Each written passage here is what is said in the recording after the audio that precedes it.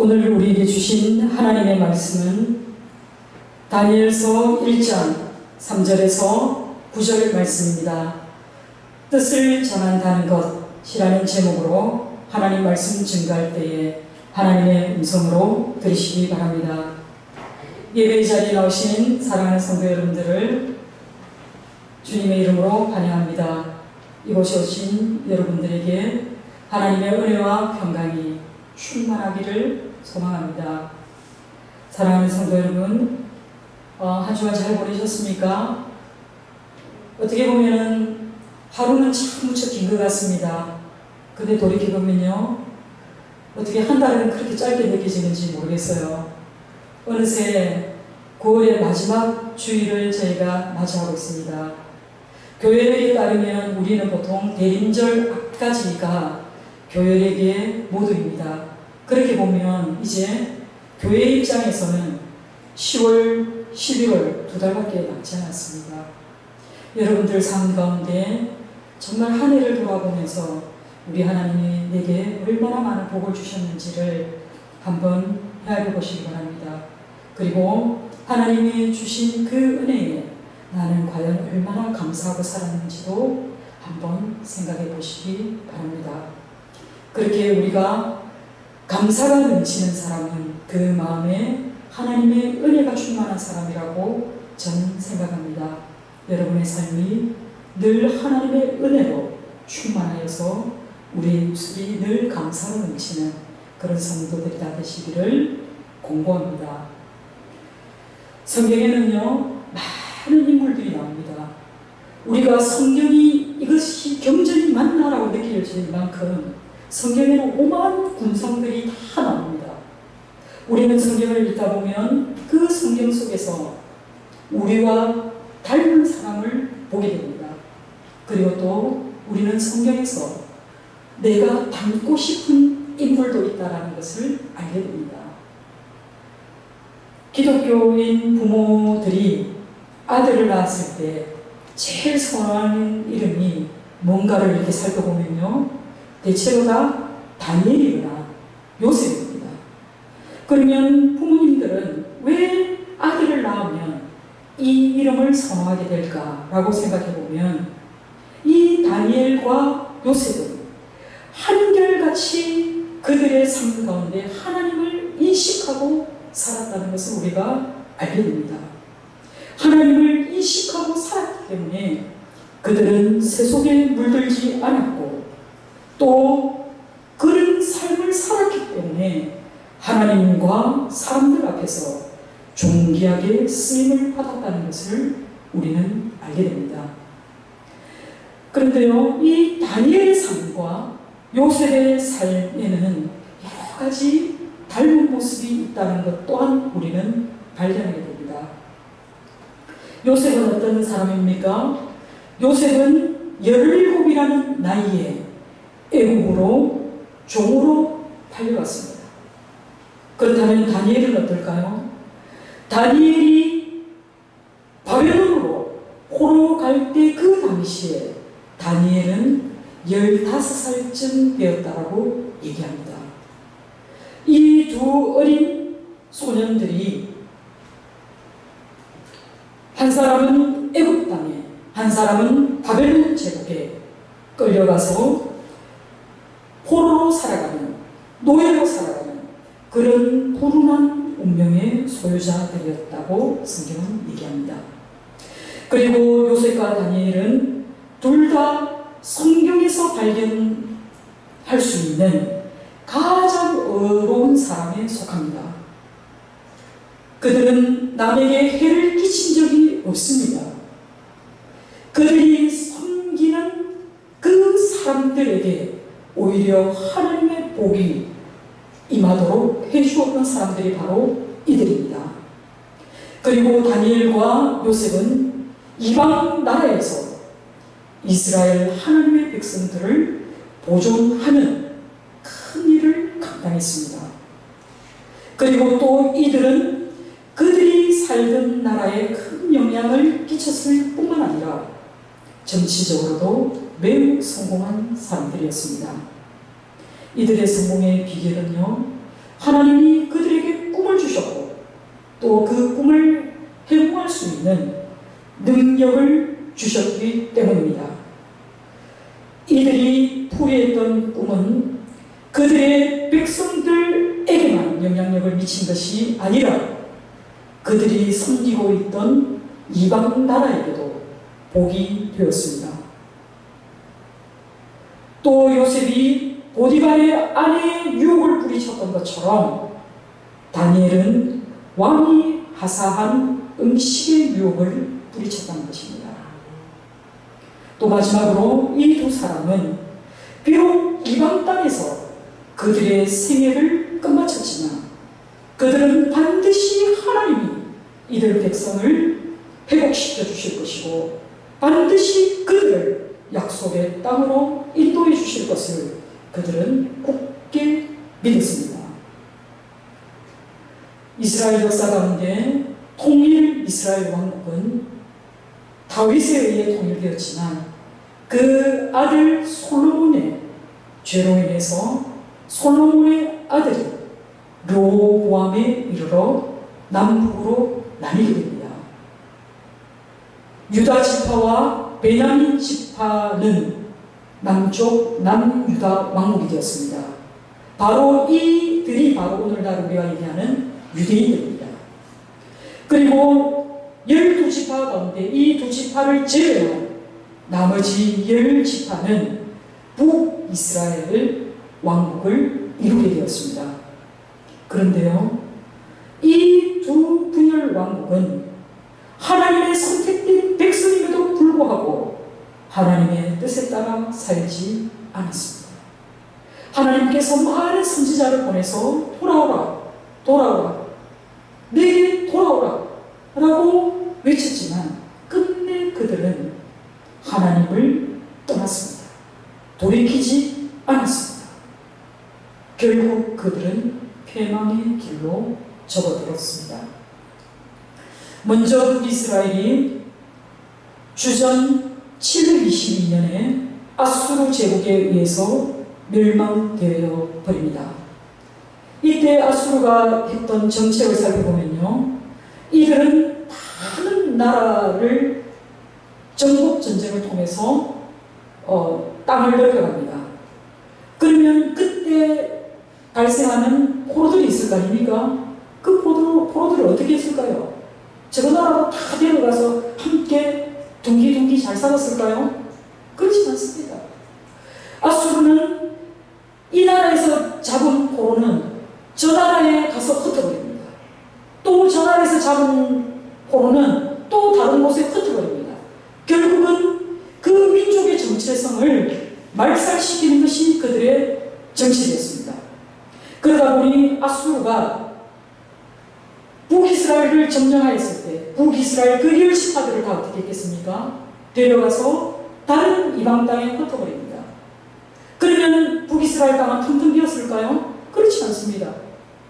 그들이 다른 지역에서 잡은 포로들을 이제 어떻게 한다? 북이스라엘 땅에 흩어버립니다. 그러다 보니 북이스라엘에 남아있던 또 하나님의 사람들이 이 이방인들과 혼합되어 살 수밖에 없게 되었습니다. 그 당시에 북이스라엘 수도가 어디냐면 바로 사마리아입니다. 신약성경에서 왜 유대인들이 사마리아 사람들을 그렇게 싫어하고 사마리아 땅 자체를 밟기조차도 싫어했는지를 알게 하는 대목이 바로 이것입니다. 이들은 이미 하나님의 선민으로서 오염되어 있었기 때문에 유대인들이 사마리아 사람들을 무척 싫어했던 것입니다. 그러나 남유다의 형편은 어땠을까요? 남유다의 형편은 그래도 좀 더 오래 갑니다.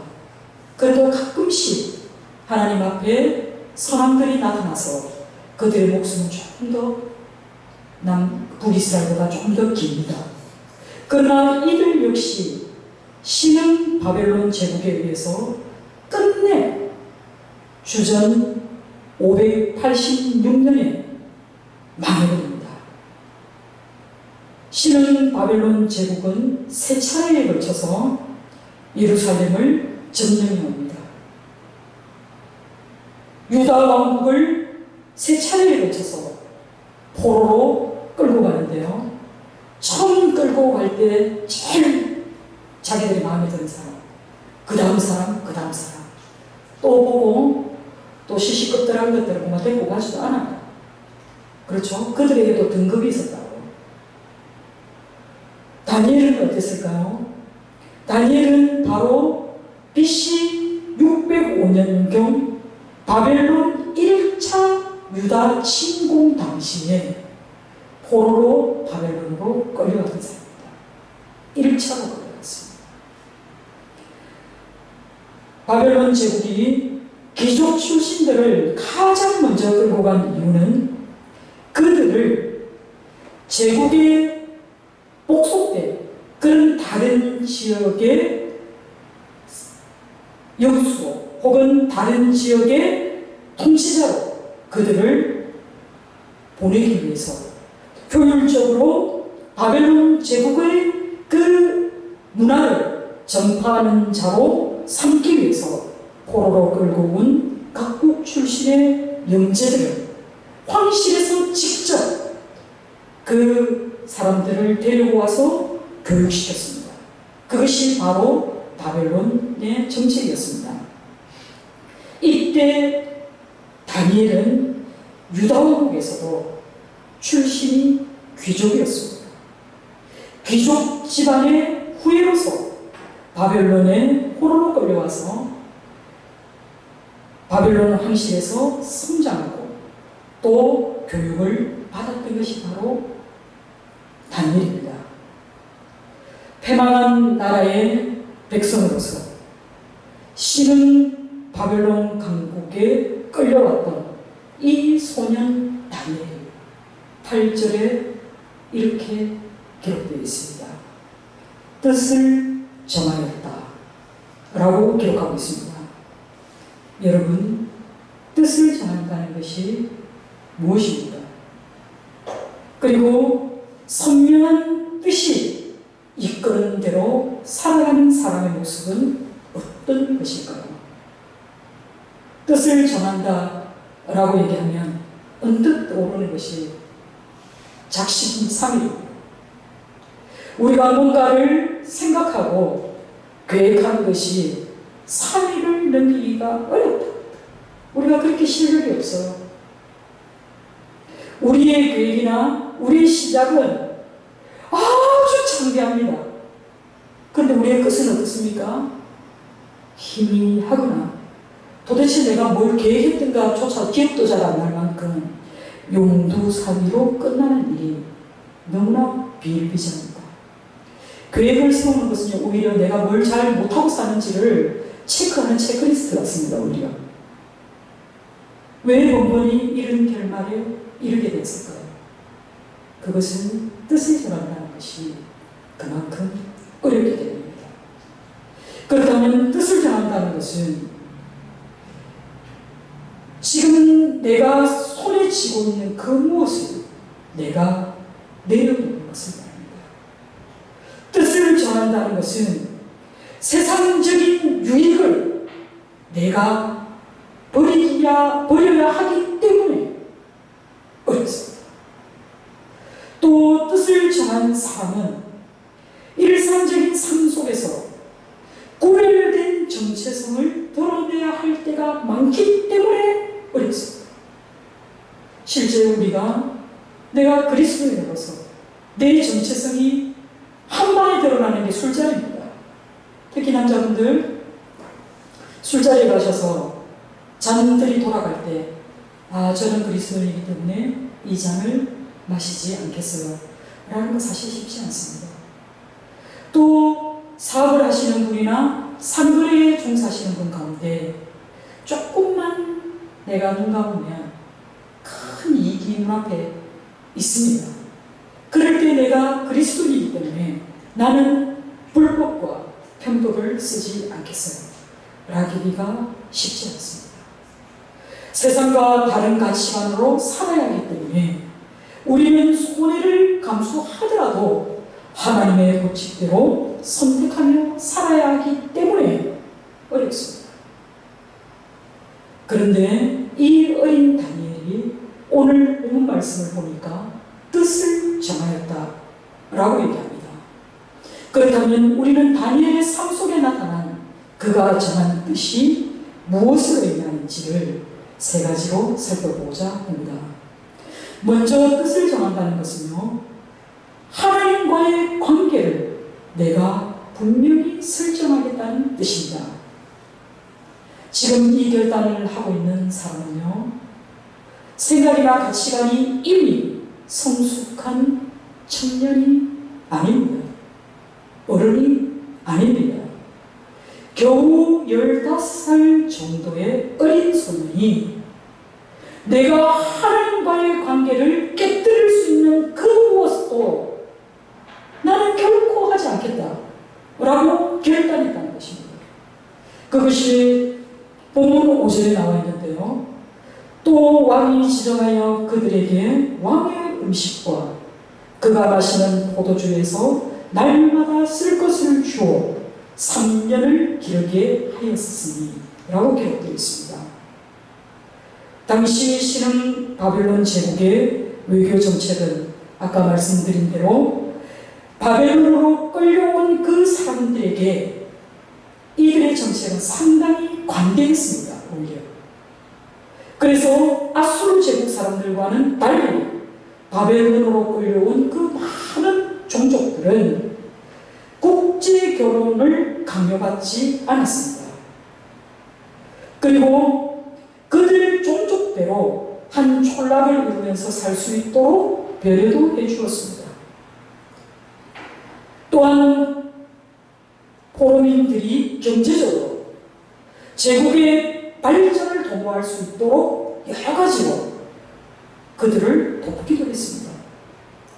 바벨론 정책이 끌고 온 포로들에 대해서 동화정책, 유화정책을 펴다 보니까 오히려 쉽게 끌려온 포로들이 자신의 정체성을 상실하거나 그들의 문화 속으로 빠져드는 그런 환경을 만나게 된 것입니다.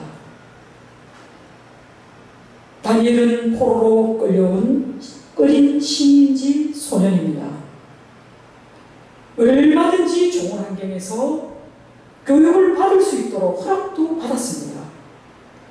이 환경에서 잘 교육되면 그에게는 출세가 보장되어 있습니다. 또 그가 날마다 먹을 수 있는 것은 왕의 살의 진미입니다. 왕이 먹는 음식이니 그 음식이 얼마나 풍성하고 먹음직했겠습니까? 그 유혹을 받았던 사람은 바로 15세쯤 되는 소년입니다. 여러분 소년 한번 키워보셨죠? 15살쯤 되는 집안의 소년들 일닭 안 합니까? 그쵸? 그리고 일피지 안 합니까? 그 아이들은 뭐 소를 잡아줘도 다 먹을 테세요. 돼지를 잡아줘도 다 먹을 테세요. 그만큼 먹는 유혹에 어쩌면 성장기에 당연히 겪는, 그죠? 그런 엄청난 식욕을 발휘하는 나이임에도 불구하고 이 먹을 것에 대한 유혹을 뿌리친다는 것은 결코 쉬운 일이 아님에도 불구하고 다니엘은 거절하겠습니다. 여러분 곰곰이 생각해보면 먹는 것에 대한 유혹은 결코 가볍게 여길 수가 없습니다. 인류 타락을 가져온 범죄 역시 바로 먹는 것에서 시작되었습니다.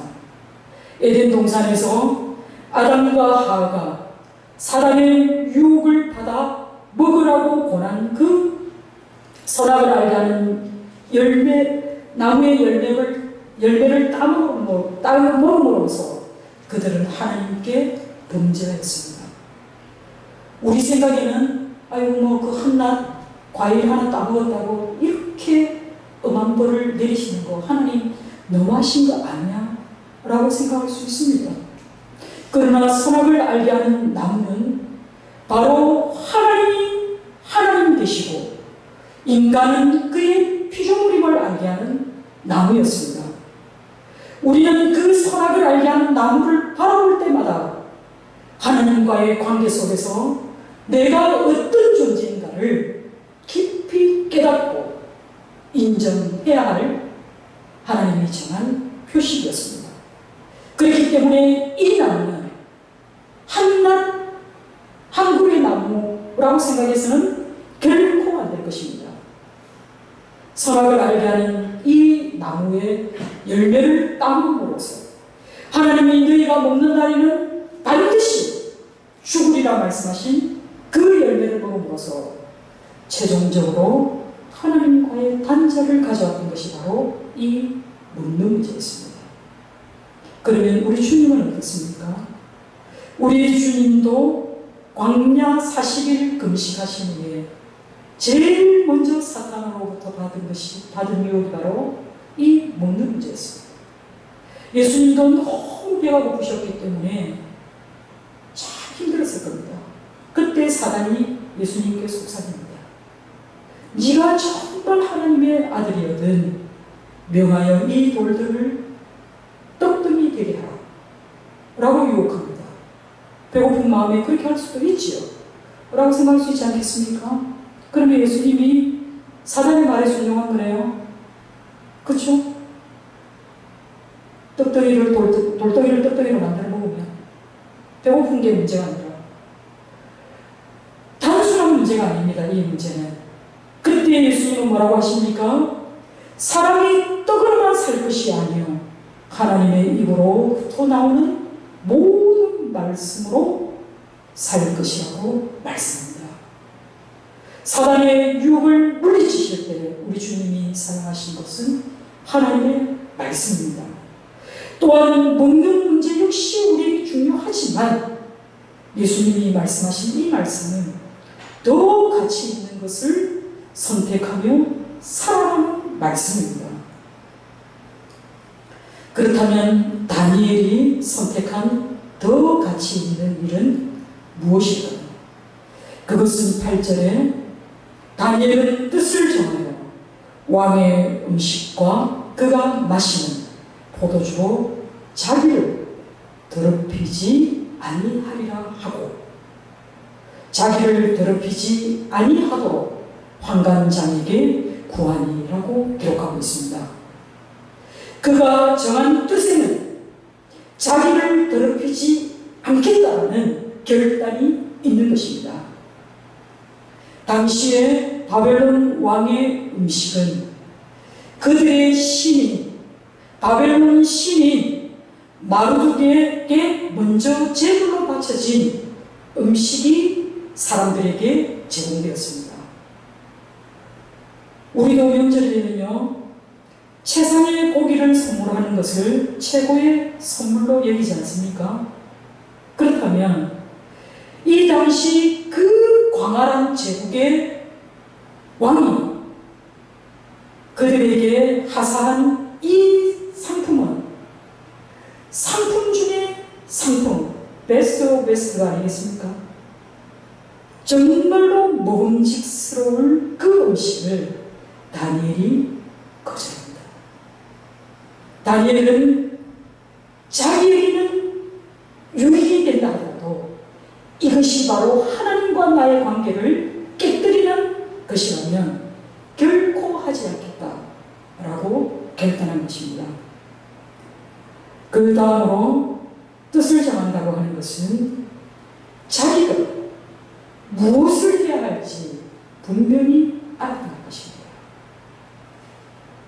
다니엘은 주전 605년 바벨론의 느부갓네살 왕이 가나안 지역을 원정하고 그리고 예루살렘을 침략했을 때 유다 왕 여호야김이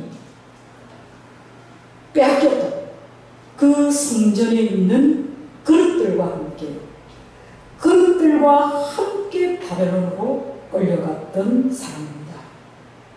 사랑하는 성도 여러분, 바벨론으로 끌려간 이 어린 다니엘이 어떻게 이렇게 놀라운 결단을 할 수 있었는지 한번 생각해 본 적이 있습니까?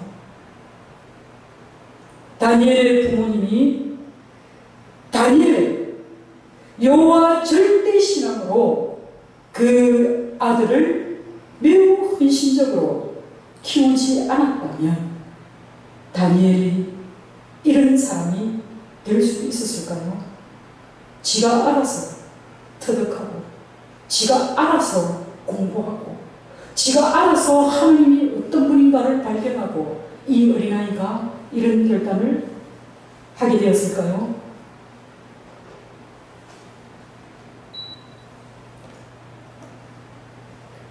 이것은 바로 그들의 부모의 헌신 때문입니다. 부모된 여러분, 자녀를 다니엘과 같은 인물로 키우기 위해서는 먼저 여러분이 하나님 앞에 바르고 정직하게 그리고 경건한 예배자로 서시기 바랍니다. 예부터 우리는 자녀들은 부모의 뒷모습을 보고 자란다는 말을 합니다.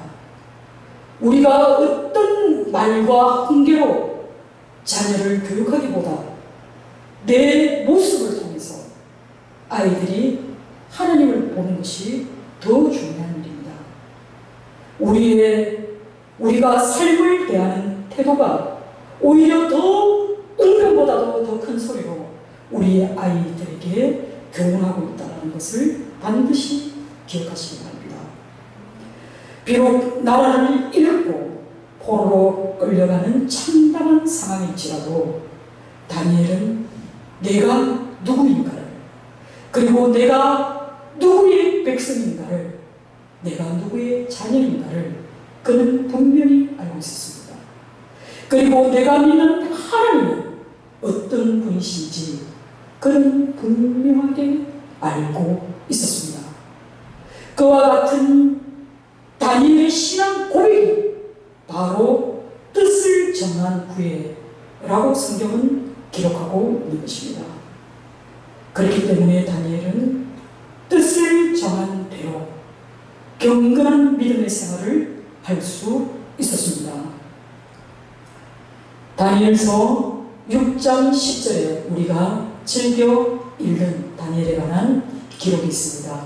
여러분 모니터를 보고 함께 큰 소리로 읽어주시기 바랍니다. 같이 읽겠습니다.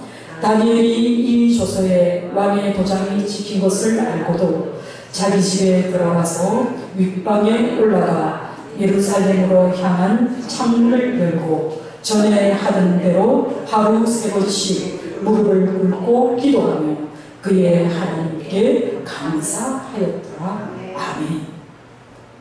여러분,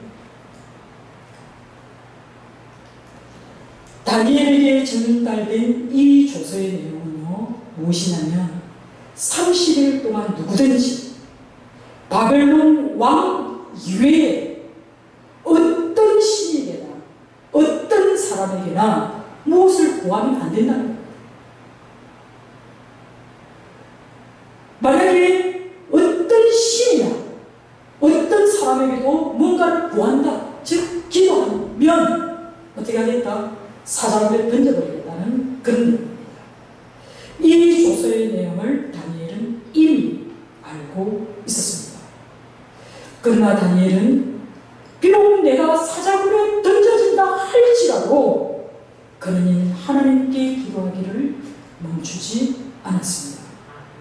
두려움의 문을 꽁꽁 잠그고 몰래 숨어서 기도한 것이 아니라 늘 하던 습관대로 윗방에 올라가 예루살렘을 향해서 창문을 열고 그가 하루에 3번씩 하나님께 기도합니다. 세상의 이목이 두려워서 3번씩 드리던 기도를 한 번이나 2번으로 줄인 것도 아닙니다. 그는 늘 이렇게 내가 하루에 3번씩 기도하게 할 수 있는 이 시간 너무 감사합니다. 그래서 그는 하나님께 감사의 기도를 매일, 그것도 3번씩, 이 조서에 따르면 사자굴에 던져질지라도 그는 그 기도를 멈추지 않았다고 성경은 말씀하고 있습니다. 왕의 법령을 위반하여 사자굴에 던져질지라도 그는 하나님께 기도하며 감사하였습니다. 세상 권세와 세상의 유혹은 우리와 하나님의 관계를 끊어놓기 위해서 끊임없이 위협합니다. 때로는 거부할 수 없는 힘으로 그 거대한 힘이 우리를 옥죄어 올 때가 많이 있습니다. 그러나 세상의 길과 하나님의 길이 우리에게 선택을 요구할 때 여러분 과감하게 하나님의 길을 선택하는 것이 바로 생명의 길인 줄 믿으시기 바랍니다. 다니엘의 믿음과 그의 결단은 그가 자기의 이름을 얼마나 소중하게 여겼는지에 대해서도 잘 들어가고 있습니다. 본문 7절에 환관장이 그들의 이름을 고쳐 다니엘은 벨드사살이라 하고 하나냐는 시드락이라 하고 미사엘은 메삭이라 하고 아사랴는 아벤느고라고 하였더라 라고 기록하고 있습니다. 여러분 다니엘의 이름의 뜻이 뭔지 아십니까? 다니엘의 이름은 하나님은 심판주시다 라는 뜻입니다. 또는 하나님이 심판하신다 라는 뜻입니다. 그러나 바벨론 한관장인 아스마스는 이 포로로 끌려온 소년들의 이름을 바꾸어 놓습니다. 이름을 바꾼다는 것은 곧 그들의 정체성을 바꾸었다는 것입니다. 다니엘에게 부여한 이름이 무엇입니까? 벨드사살입니다. 벨드사살의 이름은요, 베리어, 그의 생명을 지켜주옵소서 이런 뜻입니다. 또 벨이 보호자 되신다 라는 뜻입니다. 그럼 벨은 누굴까요? 벨은 바로 바벨론의 신, 바벨론의 달신의 이름입니다. 여호와 하나님이 너를 지키는 것이 아니라 벨, 바벨론의 신이 너를 지킬 것이다 라는 이름으로 다니엘의 이름을 바꾸어 놓았습니다. 그런데요, 바벨론 한관장이 다니엘을 벨드사살이라고 불렀지만 다니엘은 자기 자신의 이름을 한 번도 벨드사살이라고 고백한 적이 없다는 것입니다. 다니엘서를 살펴보면 다니엘이 자기를 이야기할 때 결코 벨드사살이라고 얘기하지 않고 나 다니엘은 혹은 나 다니엘에게 라고 말하면서 자기의 정체성을 분명히 밝혔다는 것입니다. 이것이 바로 다니엘이 하나님을 얼마나 인식하고 살았는지를 우리에게 말씀하고 있습니다. 다니엘의 이 고백 속에는 하나님이 심판하신다라는, 하나님이 심판주라는 이 다니엘의 이름 속의 고백은 바로 하나님께서 이 역사의 주관자가 되시고 하나님이 반드시 이 역사를 되돌려 놓으실 심판주라는 것을 그가 그 이름을 통해 고백하고 있는 것입니다. 이스라엘 백성들이 하나님을 실망시키고 또 하나님께 범죄함으로써 지금은 너무나 비참한 포로가 되어 이방 나라에 끌려와 있지만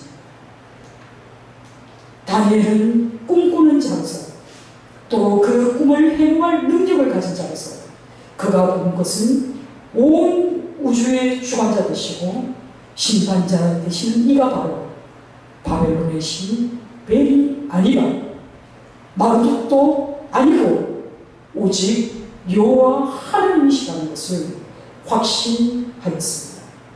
그렇기 때문에 다니엘서에서는 이방 신들이 전혀 실력을 발휘하지 못하고 오히려 그 모습조차도 드러내고 있지 않다는 것이 다니엘서의 특징입니다. 마지막으로 다니엘이 뜻을 전했다고 하는 것은 그는 그 자기 안에 감추어진 그 하나님의 뜻을 그가 소망하게 되었다는 말입니다. 본문 9절에 하나님이 다니엘로 하여금 환관장에게 은혜와 긍휼을 얻게 하신지라라고 말씀합니다. 이 말씀을 읽으면 사실 이게 뭔 소리고 참 이상하네. 하나님이 어떻게 환관장에게 다니엘이 은혜와 긍휼을 얻게 하셨을까? 라고 생각할 수 있습니다.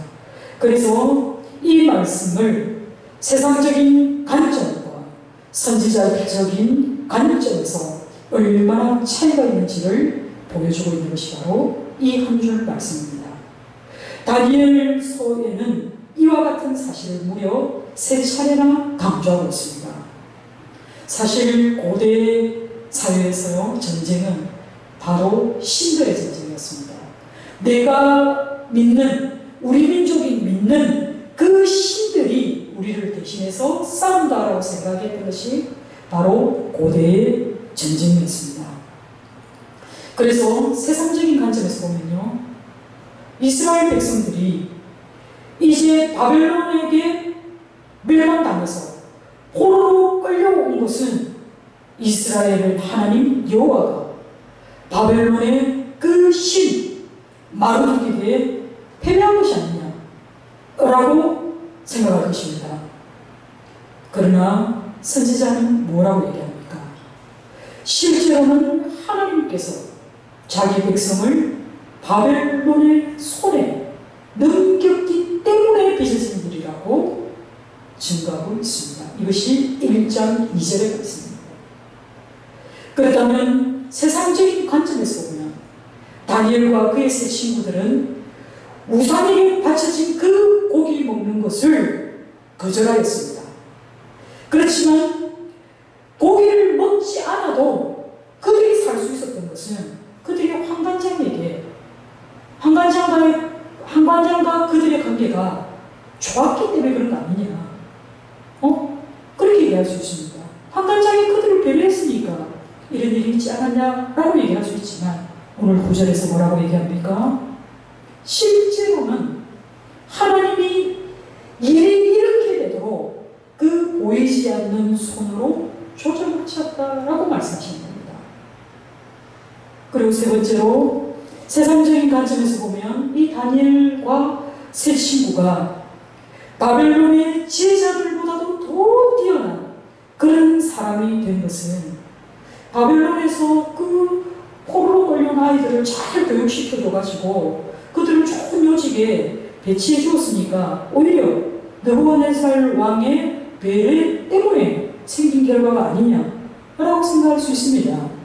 그러나 다니엘서 1장 17절에 뭐라고 얘기합니까?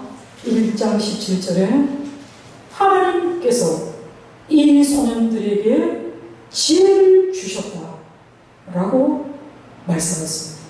이 소년들을 거부할 수 없는, 비록 포로의 아이들이지만 거부할 수 없는 지혜로운 자들이었기 때문에 요직에 등용할 수밖에 없었다는 것입니다. 사랑하는 성도 여러분, 우리는 지금까지 다니엘이 뜻을 정하고 그가 하나님께 감사 기도를 드릴 수 있었던 그 근간에는 그가 하나님을 어떻게 바라보기를 원했는지, 그의 신앙관이 어떠했는지를 우리는 살펴보았습니다. 우리 눈에 비춰지는 이 현실이 다가 아니라는 겁니다. 우리가 바벨론의 여러 강변에서 거기에 앉아서 시온을 기억하며 울었다라고 시작되는 시편 137편은 포로로 끌려온 이 백성들이 얼마나 처량한 그 포로 길을 거쳐야 했는지를 대변해주는 시편의 말씀입니다. 고통과 좌절과 괴로움 속에서 절망과 슬픔으로 실험해야 했던 그 이스라엘 백성들을 하나님께서 위로하시고 소망을 주신 것입니다. 그 하나님의 음성이 바로 오늘 다니엘서를 통해서 우리에게 전해져 오는 것입니다. 다니엘 9장에 언급된 것처럼 다니엘의 기도를 통해서 이 다니엘은 하나님이 이 백성들이 포로로 끌려올 수밖에 없었던 것은 이들이 하나님의 언약의 백성으로서 하나님과의 약속을 지키지 않은 것에 대한 징계일 뿐이라는 것을 다니엘이 기도를 통해 알게 됐습니다. 징계가 영원할까요? 징계는 말 그대로 버립니다. 내가 지금 지은 죄에 대한 벌입니다. 그렇다면 이 징계의 시간이 지나고 나면 하나님은 다시 약속의 땅을 회복하게 될 것이고 너는 그 약속의 땅으로 돌아가게 될 것이라는 또 다른 약속을 하나님이 주고 계신다는 것을 발견하였습니다.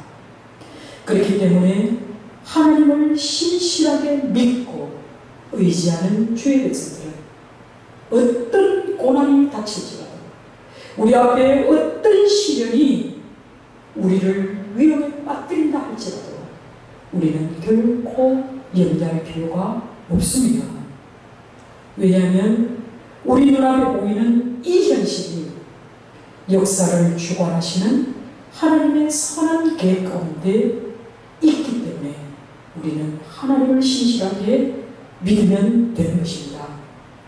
우리의 삶 속에 감추어진 하나님의 선한 뜻을 발견하기를 소망하는 것이 또한 하나님께로 뜻을 정한 사람의 태도일 것입니다.